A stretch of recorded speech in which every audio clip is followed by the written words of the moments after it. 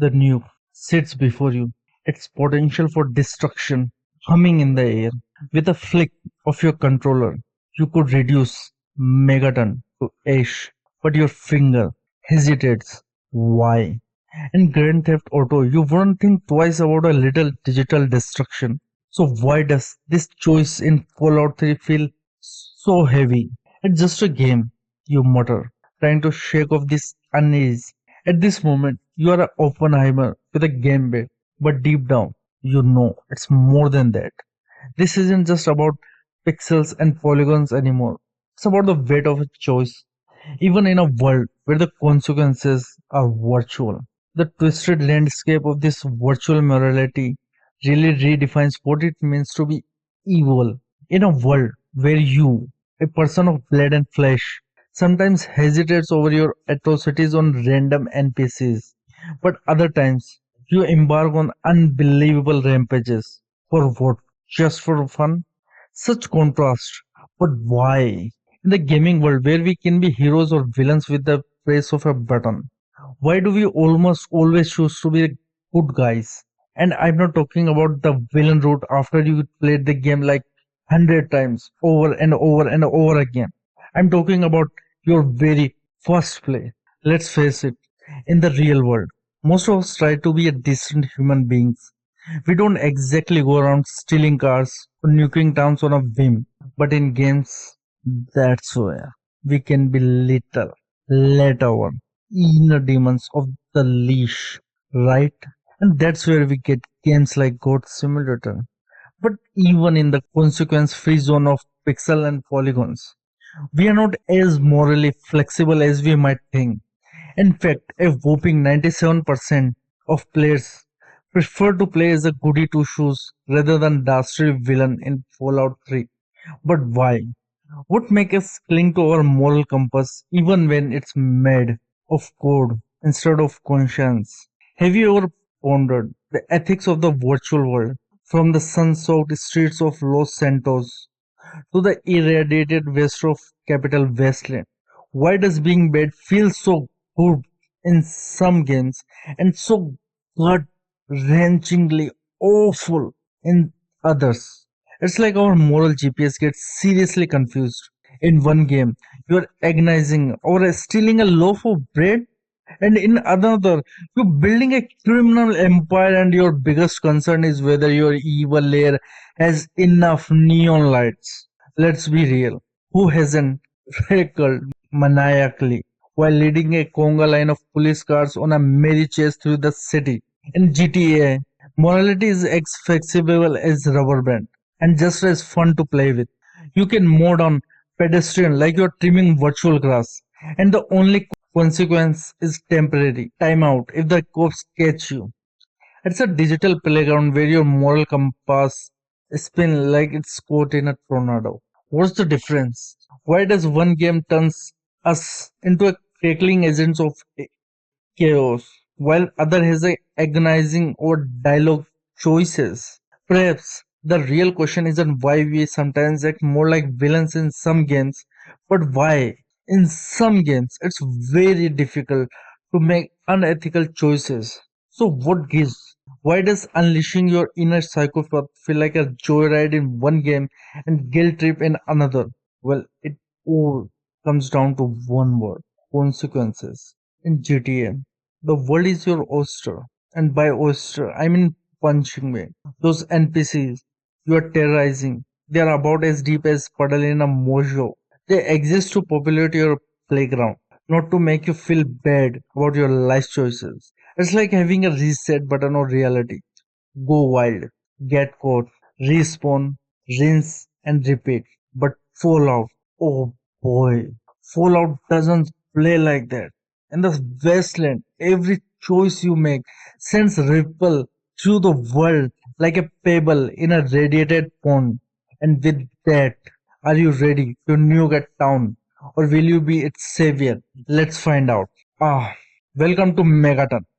Fox, a charming little post-apocalyptic hamlet where the central fixture isn't a town square or a cute gazebo, but a live atomic bomb.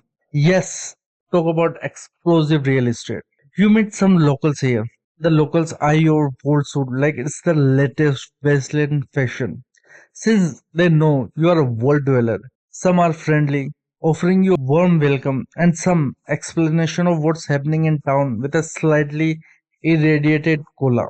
Others, well, let's say, they make raiders look like they are hospitality experts. The sun sets on Megaton, and you, the lone wanderer, fresh from Vault 101, stand before its namesake, undetonated atomic bomb. This isn't just any town, it's microcosm of moral changes you will face in the capital wasteland. And that bomb, it's your first real test. Your Pip-Boy 3000, that trusty voltaic computer on wrist, glows in the twilight. It's not just a fancy watch, it's about to become your moral compass, quite literally, keeping score of your karma. Good deeds tip the scales one way, nefarious acts the other, and boy, does Fallout 3 have plans for that karma meter. As the sun sets, you start to replay the day's encounter in your mind. Moira Brown, Megaton's ever cheerful shopkeeper and aspiring author, chats about her dreams for a safer wasteland. She is a quest giver, offering you a chance to help write the wasteland survival guide. Handy XP and karma boost there if you are so inclined. Confessor Cornwell, arms raised to the bomb in reverence, preaches about atomic divinity. He's not just local he's not just local color. He represents the gaming exploration of how societies adapt to post-apocalyptic conditions. Let the men, women, and children of the earth come forth to gather and behold the power of Atom. Let those who dwell here in his favored land attend now to the words of the prophet of Atom. Bizarre, sure, but in the wasteland, even the oddest belief can offer comfort. Sheriff Sims, gruff, stalwart protector of Megaton, embodies the struggle to maintain order in chaos. He's offered you a home here, a player house, your first real base of operation. All you have to do is disarm that pesky bomb. And then there is Mr. Burkey, smooth as irradiated whiskey, with its tempting offer, detonate the bomb, wipe Megaton off the map, Megaton is obsolete. It needs to go away. and live large in Tenepe Tower. Basically, you will be living the 1% lifestyle in the wasteland with a very big paycheck for all your troubles. And it's not just cape he's offering. It's whole different path through the game. Because with Serasim, he will barely reward you. But Mr. Burkey, if you detonate the bomb, he will lavish you in caps. It's a whole different path through the game, complete with unique twists and darker companions. Your hand hover over the detonator. This isn't just about Megaton, it's about who you will be out here. The game's watching, ready to adjust everything from NPC reactions to available companions based on this choice.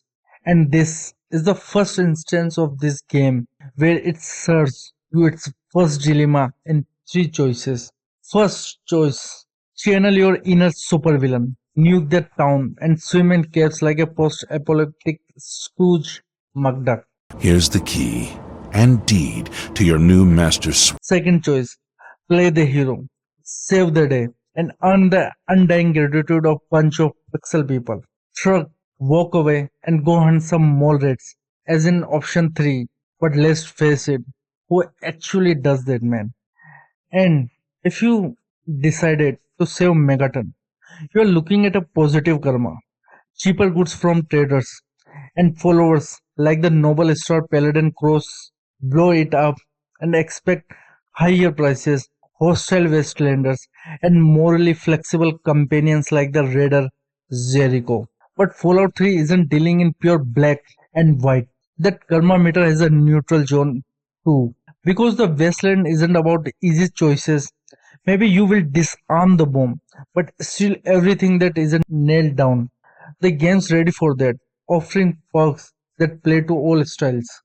As you make your choice, your Pip-Boy chips, karma shifts, quest updates, the world reacts. In this moment, you are not just deciding a town's fate, you are setting the tone for your entire journey through the capital wasteland.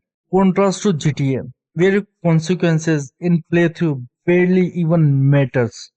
It's like you're playing in Groundhog Day, where your every choice resets itself with itself the next time. But in Fallout 3, where the choices are tough, the consequences are real, and war never changes. But your choices and actions have already begun to change the wasteland as the dust settles on your Megaton decision. The real journey through the capital wasteland begins. But make no mistake, Wastelander, that choice is going to be echoed through every irradiated mile of your adventure. Let's say you played the hero, disarming that bomb with sturdy hands and a racing heart. Megaton erupts in cheers, and suddenly you are no longer just a world dweller. You are a wasteland savior. That warm, fuzzy feeling. It's not just pride, it's your karma meter tickling up, and Fallout 3 is taking notes. Your P-boy chips, and a nucleus appears. The power of the atom. Completed. Stroll through Megaton now and feel the differences. NPCs smile and wave. Some even offer gifts. A stockpile of ammo here. A handful of stim packs there. If it's not just flavor, it's the game's reward system in action. You have proven yourself trustworthy, and the wasteland is responding. But the real gem, that shiny new house in the heart of Megaton, it's not just a place to hang your hat. It's a game changer. A safe storage for your growing collection of weapons and bobbleheads. A place to rest and regain health. In a world where every step could mean death, home base is, after all, crucial. Now let's rewind. Imagine you took Mr. Buick's offer. Worst, Megaton go up in a mushroom cloud. The game doesn't just shrug and move on. No, it remembers. Burke isn't just some quest giver with a questionable morals.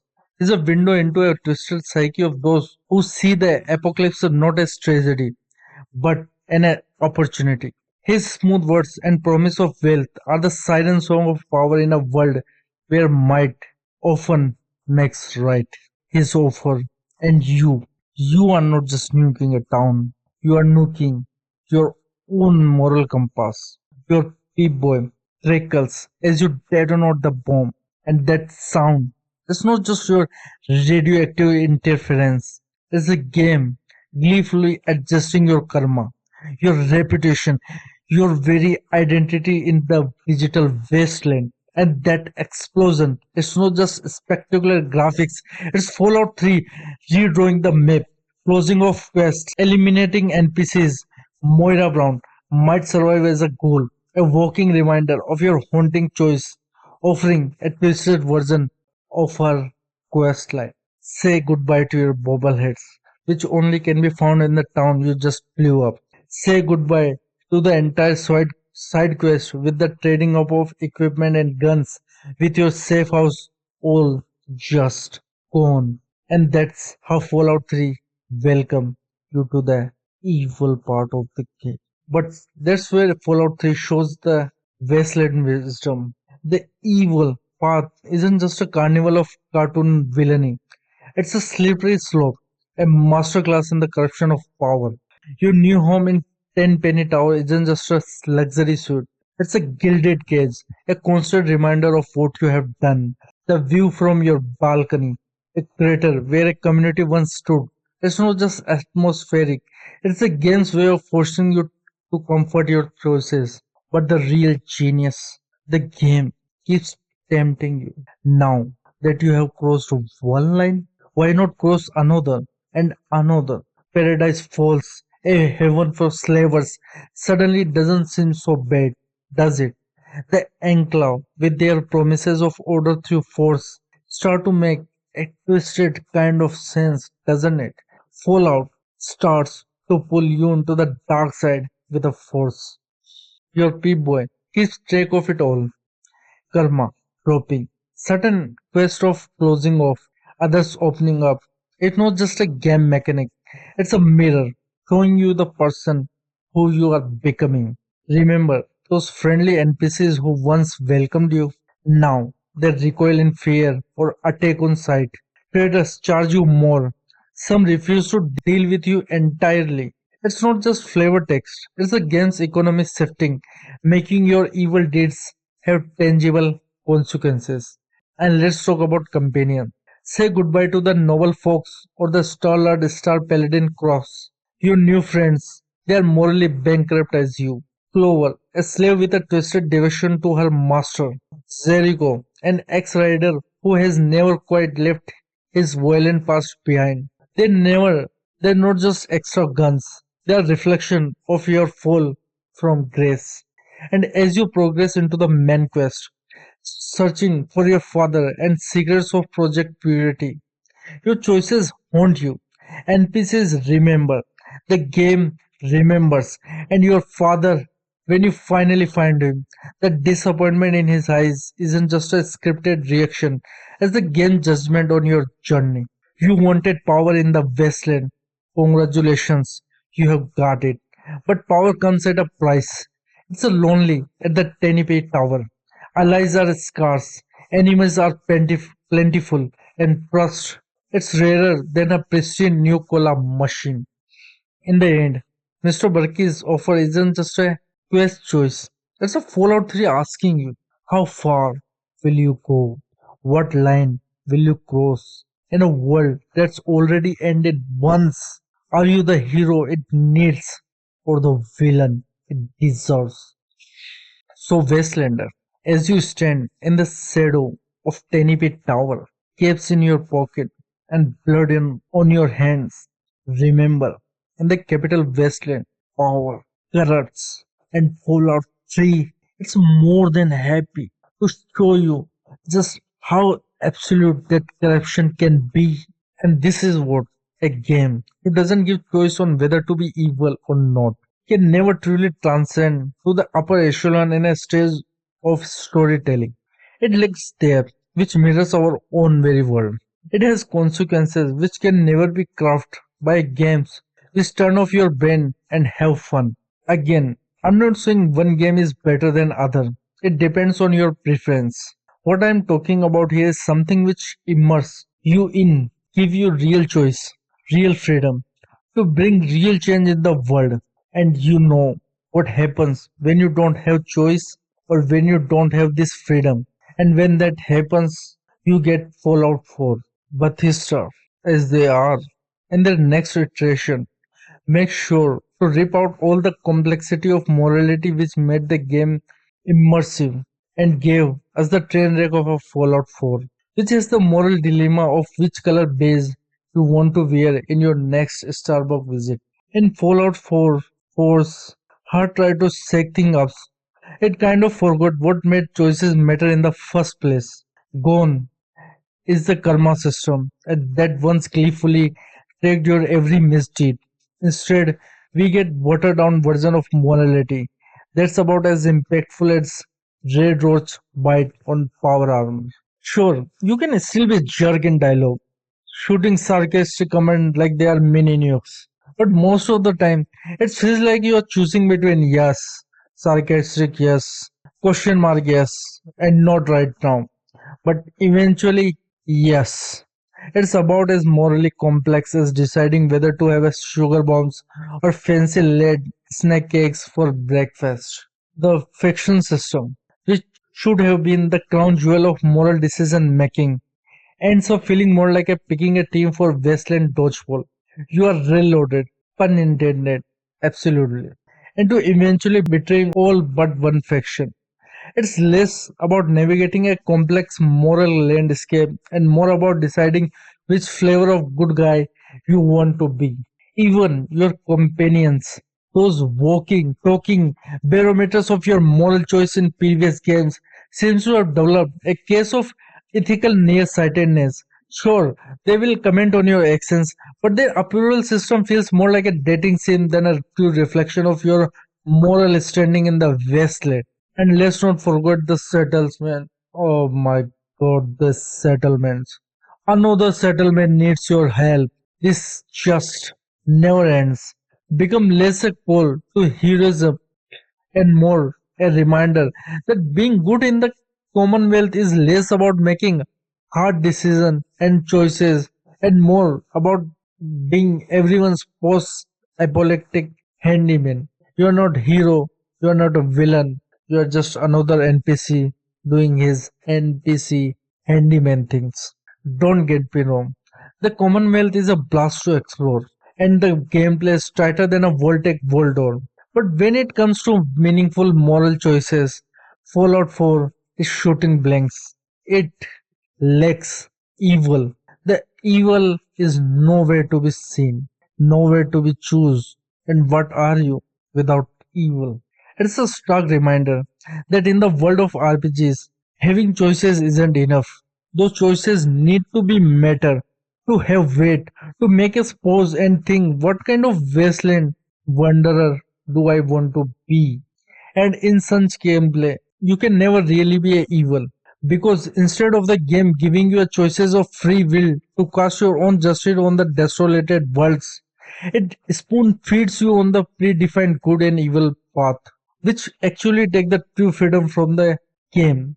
And to be honest, that's actually a variant of evil being partaken by almost every AAA games in 2024. Because you see, these dark options are the secret ingredient in the recipe for replayability. Sure, most of us will play the hero on our first run, striding across the wasteland like a post-apocalyptic lone ranger. But what about the second playthrough, or the third, or the fourth, or the fifth? It gives us a unique gameplay every time our choices changes on our morality. That oh shit, can I actually do that moment? That's the power of evil choices. They explode the boundaries of what's possible in the game world like a mini nuke in a Voltec experiment. Even if you never intend to bath Megaton in an atomic fire, knowing that you could makes your decision to save it feel as weighty as power armor. And when you play your cards right in the game development, evil choices aren't just there for shock value or to make us feel naughty. They are the secret sauce that adds flavor to the whole game world. They show us just how reactive and alive this digital wasteland can be.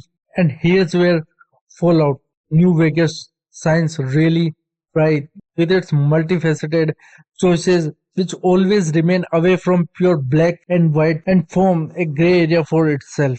It gives the player a real hard time deciding the difference between what even is good or evil. The evil choice isn't what we expect. New Vegas excels at presenting choices that seem downright villainous at the first glance but have complex, far reaching ramifications that might, in the long run, be the greater good. New Vegas takes the concept of evil and gives it a wide variety of flavors, each with its own twisted logic, making you question at every turn if the end justify the means. If survivability trumps our morals. In Fallout 3, evil was shown in a bit of a caricature style. Blow up Megaton. Congrats, you are the Wasteland's biggest jerk. But New Vegas, it makes evil as complex as Broken Gag, showing different worldviews through different factions of the game. Let's start with NCR, the supposed good guys of our Wasteland opera. Democracy, order, the American dream, radiation backed and sort of with a side of imperialism. Sure, they bring stability, but at what cost? As you trek across the Mojave, you will see NCR soldiers protecting caravans and fighting off raiders. Heroic, right? But then you will stumble upon Bitter Springs, when NCR troops massacred Great Khan's civilians. Suddenly, that shining beacon of democracy is looking a little tarnished. Working with NCR isn't just about being the good guy. It's about weighing the value of progress against the cost of expansion. It's manifest destiny with laser rifles, and you are the one who has decided if the ends truly justify the means. Now, let's waltz over to Caesar Leisure. Easy to dismiss as the bad guys, right? Slavery, crucifixion, and enough red to make a bull see well red. But here's where New Vegas twists the knife of moral ambiguity.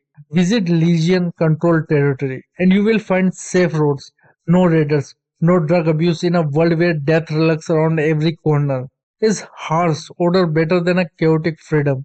The game forces you to confront this uncomfortable question with every Legion quest you take or refuse. Mr. House and his independent Vegas path seem like a perfect middle ground. Progress without corruption, order without oppression. But dig deeper, and you will find a city where the rich thrive and the poor are left in the dust. His house autocratic rule and his vision for humanity future worth sacrificing the present for? This question will haunt you. And let's not forget the smaller factions, the Brotherhood of Steel, clinging to old world technology like a safety blanket, the great Khans, victims terms victimizers, the followers of the apocalypse, trying to heal a world that keeps finding new ways to hurt itself. Each quest, each interaction is a brushstroke in a complex moral painting. Help the kings in a free side, and you are not just earning faction points. You are deciding the fate of an entire community. Side with the powder gangers, and you are not just being evil. You are choosing chaos as a form of a freedom. Your companions are just walking armories. They are the heart of this moral maze. Bring Boone to Legion territory and watch him struggle with his hatred and thirst for revenge. Have Roll with you while helping the NCR and listen to his doubts about whether new governments are doomed to repeat old mistakes. And when there is Ulysses in the Lonesome Road, DLC, the walking talking embodiment of consequences. He shows you that even choices you thought were insignificant can ripple out affect thousands of lives. The genius of New Vegas isn't just in giving you choices, it's in making you live with them. Side with Legion and watch as NCR aligned companions abandon you. Help Mr. House and see the other families on the strip react to shifting balance of power. In gameplay terms, this moral web translates into a constantly shifting world state. Faction armor isn't just for show, it's a declaration of allegiance that changes how the entire world reacts to you. Your choice don't just affect quest outcomes, they change the very landscape of the Mojave. The game's ultimate question isn't will you be good or evil? What kind of world do you want to help create? It's not about karma points, it's about deciding what matters in a world struggling to redefine itself between moral and immoral. In the New Vegas, every slot machine is a moral choice. Every roulette wheel a decision about the fate of the wasteland. And the house is you. Your choices, your vision for this sun-scorched world. And it becomes very clear when you start to have a little compare game with Fallout 3. Take the Legion, for instance. In Fallout 3, they'd be your clear-cut baddies. But New Vegas says, not so fast. Sure, they are brutal slavers, but they are also bring order to a chaotic world. A chaotic wasteland is enforcing harsh laws to ensure survival evil or just a necessary evil. Can we afford our morality when our lives are at stake on every corner? This isn't just narrative window dressing. It fundamentally changes how you, the player, interact with the game's moral landscape. In Fallout 3, choosing the evil path often felt like a twirling a metaphorical mustache. In a New Vegas, it's more like navigating an ethical minefield where every step could blow up in your face or someone else. Consider how this plays out in Quest. In Fallout 3, evil choices often lead to simple destruction for personal gain. Remember, blowing up Megaton for a suite in Tenpenny Tower. In New Vegas, every seemingly evil choices have layers. Side with Motor Runner in Vault 3. And you're not just being a bad guy. You're choosing one vision of wasteland justice over another. waging the finds brutal freedom against NCR flawed order. This complexity extends to characters too. Fallout 3 gave us cartoonishly evil figures like Eulogy Jones. New Vegas give us Welps, Inculata, a monster by any moral standard, but one who believes he is forging a world better through brutality. It's not just evil, it's evil with a philosophy, making it all the more insidious, thought provoking. Even the good faction aren't immune to this moral restructuring. The NCR, which would have been the unambiguous heroes in Fallout 3, are shown to be capable of atrocities like Bitter Spring Massacre. It redefines evil not as an absolute, but as a potential within every group decision. This approach to morality isn't just more nuanced, it's more engaging. In Fallout 3, being evil often meant less content, closed off quest lines, and a generally less rich experience. New Vegas makes every path viable and interesting, evil included. Want to side with the power gangers? That's not just a bad choice. It's the start of a unique questline with its own reward and consequences. The game also improves on Fallout 3 karma system by introducing reputation. It's not just about being good or evil anymore. It's about how different factions perceive your actions. You can be idolized by the Strip families while being vilified by the NCR. This system recognizes that in Westland, one person's terrorist is another freedom fighter, and by doing so, it achieves a truly immersive gaming experience. Perhaps most important, New Vegas understands that true evil often comes from good intentions. The road to hell is paved with good intentions, and in the Mojave, that road has more twists and turns than Colorado River. In essence, New Vegas takes Fallout 3 black and white morality and irradiates it, mutating it into something far more complex and true to life. It's not about being a saint or a sinner, it's about surviving and shaping a world where those concepts have become as broken as rusted card fronting the wasteland, where good and evil evolve from being opposite to each other.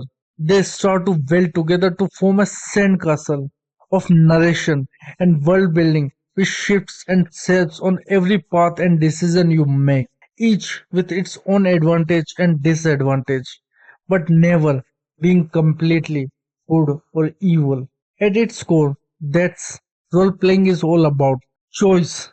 Evil options, even if they are rarely chosen, reinforce the idea that this is your story. You're not just following a script laid out by developers. You're shaping the world for better or for worse. It's the difference between reading a book and writing one, between watching the wasteland and molding it with your own radioactive hand, and being lost in this what if factor, even if we never choose them.